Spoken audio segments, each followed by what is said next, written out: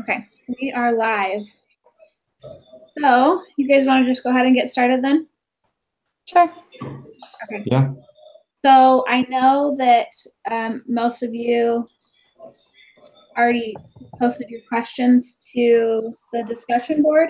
We're actually just going to go over those same questions that you already worked through. Yeah, I'm not sure why I got confused about that. Once I went back and read it, I'm like, yeah, I wasn't supposed to answer this. I had to email the teacher. It's because under the reading instructions, it said to post your ideas, all your answers, and respond to 2 people. But in the activity instructions, it said not to do it. So he verified, and then he deleted the reading instructions. Oh, Yeah, that's I why think he updated it. I couldn't find them again. Yeah, he Yeah. deleted them. So. Thank you for making me feel not so crazy. No, I read the same thing. I think he just updated it. So Yes. He said he had deleted it, but then it came back on and he didn't know why. So yes, you're not crazy. All right. There's been quite a few bugs this semester so far in the iLearn program. I feel like there always are. Yep, it's bound to happen. Okay. So the first question is, from your personal experience, what have been key behaviors in effective team?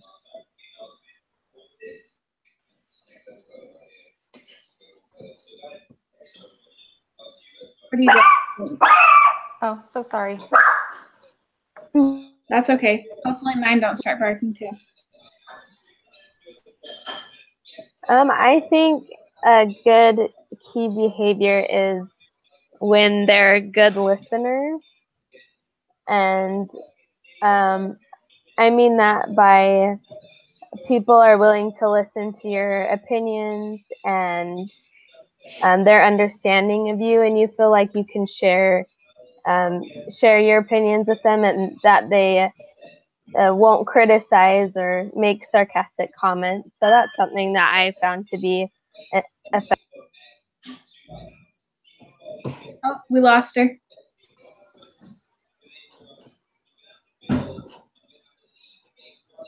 Oh, she fell off.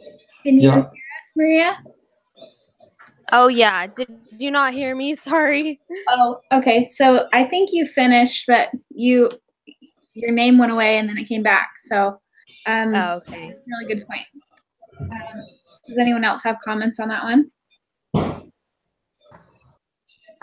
Yeah, I agree with her entirely. I agree with Maria entirely.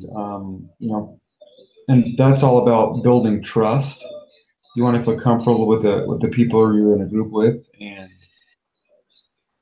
it kind of goes back to missionary work. The first step in helping somebody find the gospel is to build a relationship of trust, so that you can communicate freely and openly, and to Maria's point, not be criticized, and to a point when there is a relationship of trust that is built and it becomes strong, you're actually freer to criticize and to give feedback, and people receive it in the right light. Mm-hmm. Yeah, that's a good point. I remember in the article we read, it said this is what Team A would do, or this is how Group A would act in a meeting, and this is how Group B would act in a meeting. And I think to be an effective team, I think it's important that everyone has fun, and maybe sometimes they get off topic a little bit, but I think it's important to be committed to the task that you're working on and what you're actually meeting about before you go into get into different tangents, if that makes any sense. Yes, I think that makes sense. It's frustrating to be on a team who wants to do nothing but talk about other things. So I agree with you that everybody has the same goal in mind and is willing to work towards completing the project. Exactly. Okay, did anyone else have anything to add to that before we move on to the next question? Nope. Okay. Mm. We are going to get through these really quick. What do group norms have to do with effective team building? What would you say your current B321 group norms include? Really awesome people. It's huge for group norms. And I think we've got that going on here. Yeah. Yeah, I feel like we're all just pretty comfortable sharing, which is nice. Sometimes I have a hard time speaking up in groups because I feel like my opinions are, somebody could say it a lot better than me. But I feel like we have a good, team who just lets us speak and has good feedback. So that's what I think. I agree. And communication is so important. And I was on a team last semester that's probably been the worst team I've ever had to work with in my entire life. And it makes a huge difference when people are willing to pull their weight and share and work together. Yeah, I like how the article talks about how effective teams all talk the same amount.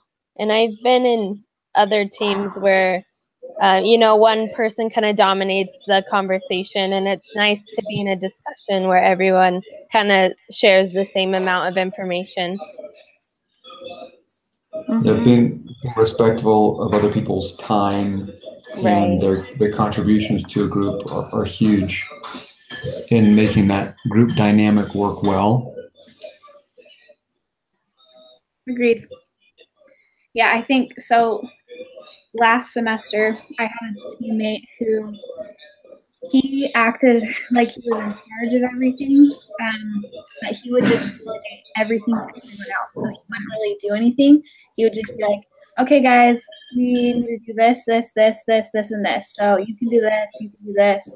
And it was like really frustrating because he acted like he was putting all of this effort into the team, but really he was giving nothing. So I'm glad we don't have that in our group. That can be very frustrating. I've had a similar experience, not only in groups, but in real world experiences. And it's no fun. And unfortunately, individuals like that often don't realize they're doing it. And because they do it, it's hard to be in a group where somebody will call them out because they're kind of dominating. And a lot of times it happens because people don't want to step on somebody's toes. And what people like that need is someone to take them aside and say, hey, you're not doing a good job at this, which is part of good group dynamics, is being able to tell somebody, hey, you're not pulling your weight. Hey, it's your turn.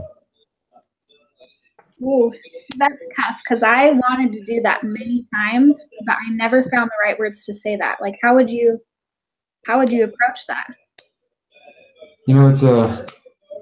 It's different, I think, in every circumstance because you've got to get to know the person and have that relationship of trust to be able to communicate it in the right light, like what we've been talking about. So that's why individuals who kind of take on that persona in groups are often disliked, but often don't realize it because, to your point, people don't know what to do to make it right. And I think that you just got to call them out. You've got to have a strong enough personality, or not even personality, a strong enough desire to make a difference, to have that uncomfortable conversation, and know that it's going to be an uncomfortable conversation, and the individual is probably not going to take it in the right light, but at least you've given them something to think about. How they react is entirely out of your control, and take satisfaction in knowing that you may not have made an impact in your group this time around, but maybe next time that person will realize that's what they're doing, and the conversation you had that was uncomfortable might help somebody else they're working with in the future. I didn't mean to be long-winded about that, but I think that's how those things normally play out. No, that's a really good point. Yeah, that is a tricky situation. I know somebody who is like that, and she calls herself a delegator, and she prides herself on being a delegator. And so it is very sensitive, touchy. It's a sensitive, touchy subject to deal with. Definitely. Okay. Sorry, I just have one more thing to say. Yeah, go ahead. Yeah, I really like what you said, Kurt, because I think it prepares everyone for the real business world, and like we should all learn how to accept constructive criticism. And so even if it's not what we want to hear, I think it's a good experience for everyone to get that kind of feedback. So I really like that. No, thanks, Maria. I mean, it comes from being in the real world. I've been a manager for 15 years, and the hardest thing to teach new managers is that you can't be afraid of uncomfortable situations. They're going to happen, and you just gotta, I mean, for lack of a better term, you gotta cowboy up and just have it. And the thing about having them is, and I don't want to soapbox here, but the thing about having difficult conversations is once you've had enough of them, they don't they're no longer difficult, and they're no longer uncomfortable for you. They're uncomfortable for the person that you're giving them to, but you know the outcome you're trying to achieve, and it no longer bothers you. So to go back to your original question, Mikhail, it's like anything in life, you practice until you become good at it, and eventually it just comes naturally. But I believe that only comes with experience when dealing with people. Like you can't practice that without going through it. And it's real life experiences that's the only way you can learn it. I like that. I appreciate you sharing that. All right. So going back to where we started. So I think that our group does have effective team building. It asks, are they healthy group norms? And if not, what can be changed? But I think that they are healthy group norms, so nothing to be changed there. The next question is, how does physiological safety or psychological safety in a team increase overall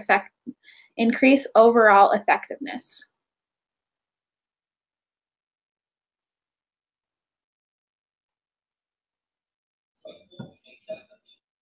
One thing that I liked that the article pointed out when it came to this particular topic was that in a well-functioning team, people need to feel safe and know that they can express themselves without fear of backlash. And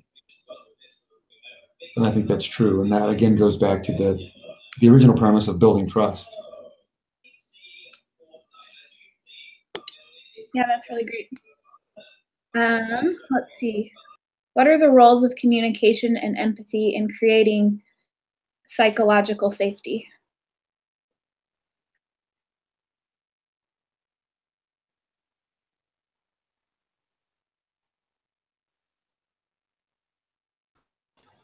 I like in the article how it says, let's see, it said it comes down to how the teammates treat each other.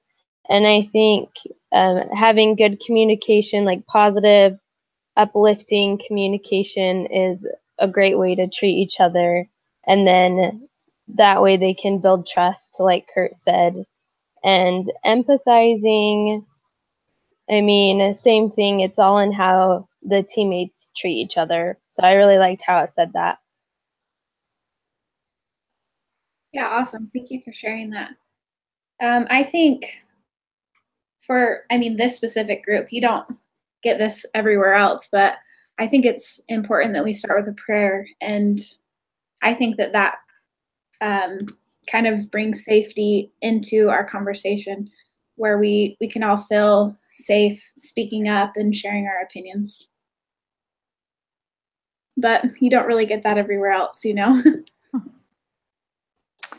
I also think it's important to just be able to talk to people, to understand where they're coming from, understand their background, and because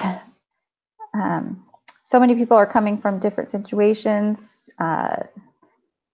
growing up in different areas of the country, all sorts of things. So understanding just the people you're working with can also help create empathy.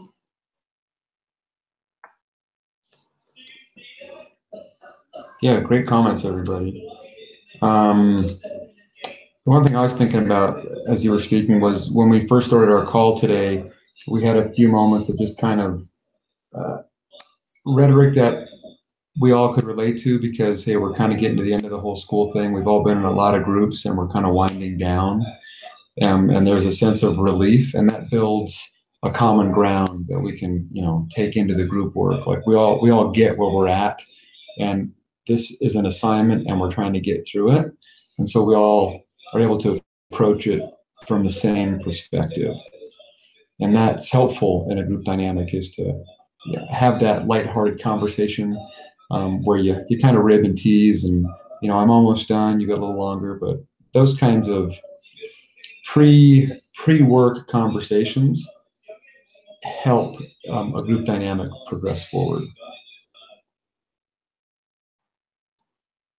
Yeah, I agree with that.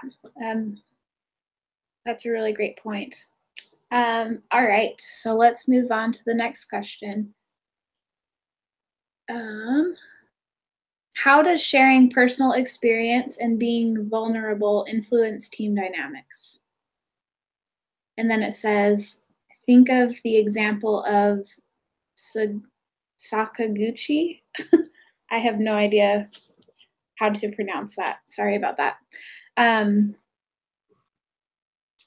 But I really liked. It was a good effort, though. It was a good effort. Thanks. I really liked how Kurt was sharing his opinion on being able to,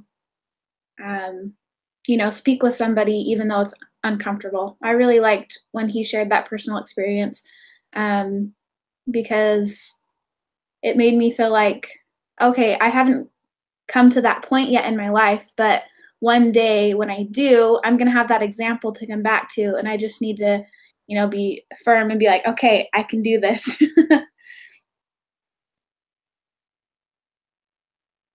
Absolutely. And see, you're able to draw off of Kurt's personal experience to prepare yourself for the future, working in teams. And that's exactly what working in teams is. We can gain from each other's knowledge and experiences.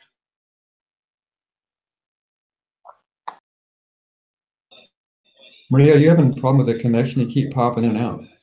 Yeah, I don't really know what's going on. Sorry if it's messing things up. Adrienne, I appreciated your comments. I was just noticing Maria was popping off the screen. Sorry. No problem. Sorry. I also think that personal experiences, when they're shared, bring valuable information to the team. Because, like I said, it helps those people who haven't been in those real world situations understand them and better prepare for them. The next question is. Mikhail, I have just one thing I wanted to throw onto that question real quick as we were talking about it. I liked what I don't like, but I understand how the question mentions being vulnerable can influence team dynamics. And I think about early on in my life, I was a very headstrong, confident individual who never wanted to be wrong about anything. And I would argue my point until I would win the argument. And it took me far. It got me a lot of success.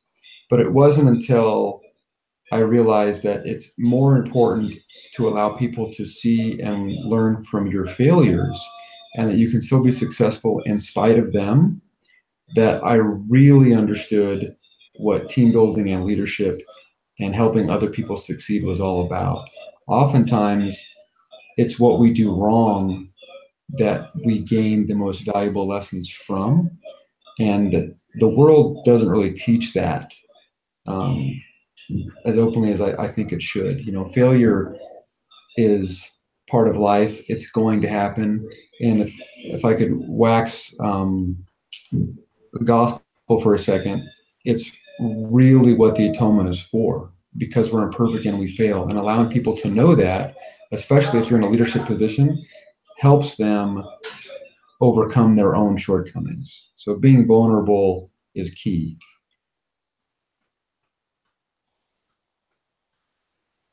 That's awesome. I've never really thought about it that way. So thank you for sharing that.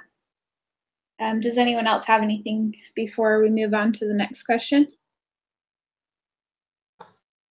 No, I appreciate him sharing that though. Okay. Let's see. Do you have any personal examples of this in organizations you have worked with? Oh, well, you just basically answered that. So I want to be quiet this time. No comment. Oh, but does anyone else have a personal example that they want to share? If not, we can move on. Just on a much smaller scale, I work for the Safeway, Albertson Safeway, in finance, and I came from a much smaller company, and working for a big corporation, everything's super compartmentalized, and it's hard to get your hands on information sometimes. So I know for me in my work right now, it's really helpful when people are able to share their knowledge that they've gained from working in different departments.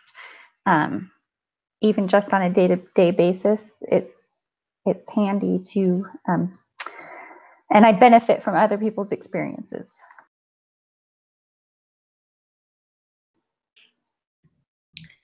I agree. I definitely benefit from other people's experiences. And I'm also grateful when I can, kind of share something that I know that maybe they're just learning, and different techniques that I have.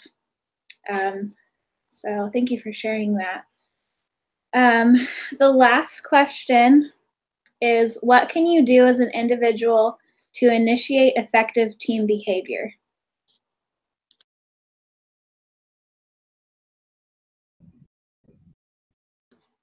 I'm just going to say kindness. Yeah, I think kindness is great. Being respectful to teammates, even if you don't necessarily agree with what they're sharing, or yeah,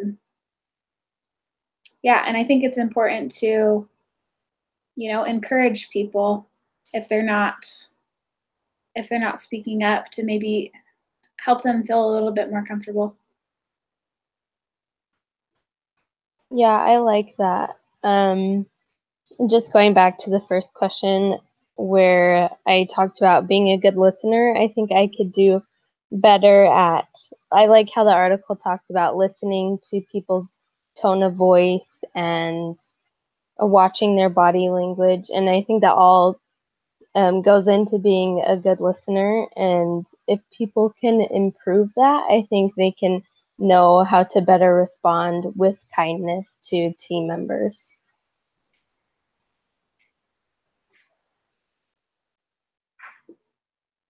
That's really great, Maria. Thank you for sharing that.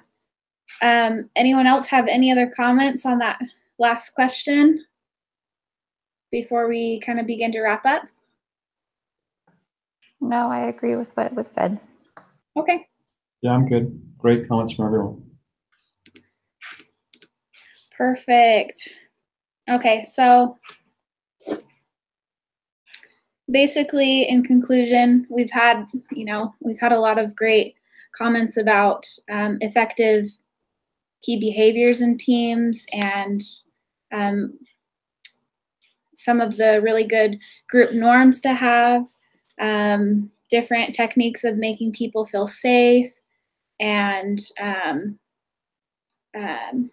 having people share personal experiences to maybe help others as they are, I'm not sure what I'm trying to say there. But, sharing personal experiences to influence team members. But other than that, was there anything else that anyone wanted to add to this discussion, or thought something that they really liked about what we talked about that they just wanted to come back and bring it back? If not, I think we're ending a little bit short, but those were the only questions we were given. So I can fill a little more time. No, I really enjoyed reading this article. I thought that had some great insights, and what I really enjoyed about it was I saw how a lot of the principles that Google has discovered have applied throughout my career and my interactions with people, not only in work but also in the church and group dynamics you have with people. That effective groups are ones that get along, have common ground, build relationships, and encourage one another. And ineffective groups or ineffective leadership, and you brought up some of that earlier too, Mikhail, with some past groups. And I think was it Adrian talked about the delegator, how when people don't carry their weight or try to appear like they're just there to give directions, how most groups don't respond well to that. People need leadership, but they want leaders that are involved and that are in the trenches when necessary. And I just think that it was fun to read the article and see that it applied in my life. I hope that we have more articles this semester that are like that I can really enjoy reading, because I read one for marketing today that was a snoozer. So, yeah. Oh, that's funny. Like we have those more often than not, the snoozers. Unfortunate, right? yeah. I really interesting. go I'm ahead. sorry. I was just going to add to what Kurt said. It was just interesting how many years it took for them to come up with the conclusion of essentially, be kind to each other and treat each other well. So that was interesting. Yeah, the golden rule, right? Didn't your mom teach you that when you were little? Right. It's so obvious. No, I loved that too. It's so funny because they were like trying to find all these patterns between all the teams. And it kind of comforts me that they didn't really find anything, because in business, you work with so many different kinds of people. And so it's comforting to know that you can learn to get along with anybody as long as you empathize and are kind. And so I guess it makes me grateful for our beliefs and our standards, because I feel like it helps me to be that way towards other people, even if they don't always reciprocate that. But at least we can learn to get along with everyone. Well said. Yeah, Very well said. Agreed. Yeah, I think the only thing that was worse than not finding a pattern for them was finding too many of them. I feel like they were, every time that they tried to narrow it down to one thing, similar interests or being motivated by the same kinds of rewards, it just opened this big pool of questions. And that's why it was so hard for them to figure it out. But they were, studying different teams and seeing that, this group dynamic works, but so does this. And this doesn't work. And they couldn't, they were finding way too many things to bring it down to, you know what? It's just good to be kind to everyone, and I think that would be pretty fun research to do. Try to figure out, which teams work better together. But it would also kind of be a headache, because there are so many good options and so many different questions that you could have, so many different groups that you can put together. And yeah, I thought this was a pretty cool study. So Yeah. Another thing that's interesting, thank you for your comments, Mikhail. Something that I think is interesting about this topic, though, how we all know, especially as members of the church, we know that kindness conquers all. But you are going to be put in a situation in your life where there is a group member who is unaffected by kindness. They're just a mean person for whatever reason. And trying to crack them and figure out what makes them tick, that would be interesting. to kind of go down that rabbit hole and find out why. Because there's got to be, I'm sure there's a reason why that person is the way there is, that they are, forgive me, they are the way they are. And I've come across them, and you just kind of go, mentally you go, why are you here? And then to figure out how to make them involved and a productive member of your team can be very, very challenging. I would love for them to crack that code. How do we fix that? Because oftentimes those kind of situations are what hinder whatever you're trying to accomplish as a group from moving forward. Has anybody been in a situation like that? Can you relate? Yes, I have. I want to say kill them with kindness, but it doesn't always work that way. I worked with someone who was very much that way, and it was difficult to relate to her and to work with her because I felt like I just couldn't get past that. So I would love an answer to that as well. And I'm sure it's individualized to that person, and for whatever reason they've got that animosity built up. But we have to include them in group dynamics because, of course, they're people. But to get them to see, oftentimes that they're the ones that need to change, and yet those are the people who think that the world needs to change to fit them. Right. Yeah, that's very well said.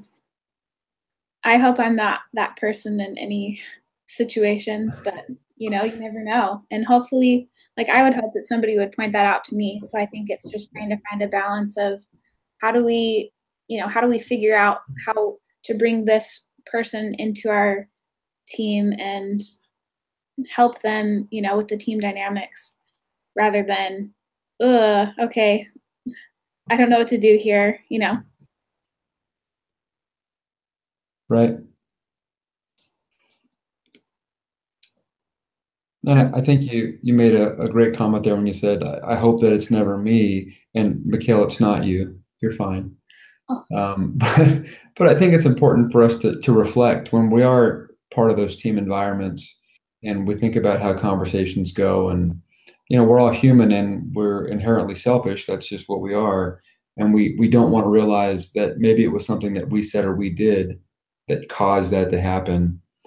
And it takes a lot of self-discipline to sit down and admit to yourself when you were the cause of an issue inside of a group dynamic or even in a one-on-one dynamic.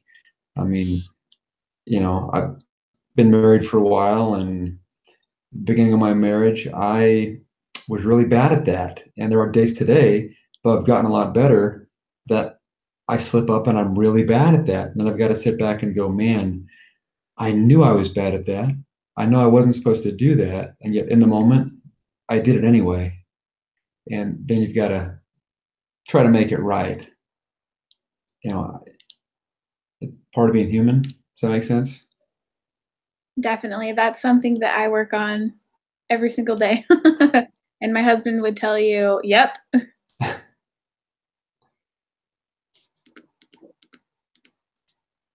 Okay. Well, you guys, I really appreciate you letting me be your leader today. It's pretty hard for me to do this, so I appreciate you guys being nice. Oh, you did great. Whatever, I'm sweating buckets over here. Oh, you're awesome. Oh, yeah, you did fantastic. A+. Yeah. I think we all feel that way at some point, so you're fine. Yeah, maybe next time will be a little bit better.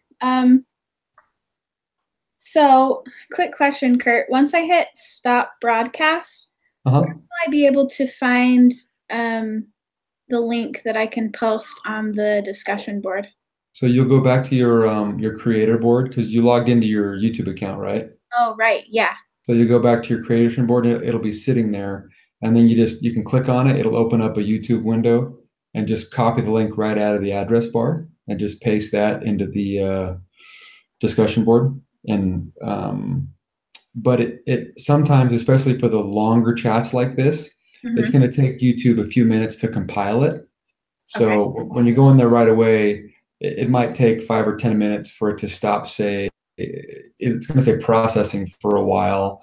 And this video length right now is how long? We're at like 30 some odd minutes, 40 minutes. Yeah.